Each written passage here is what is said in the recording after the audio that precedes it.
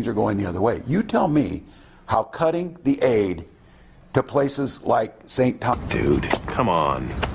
That actually was pretty funny. What the hell is the world coming to? You're a f***ing disgrace! What did he say? Thomas or Augsburg, that we're actually making progress in recruiting teachers of colors to put black men in front of our students to achieve achievements. He's a clown, honestly. You disgust me. How can you live with yourself? That's pathetic.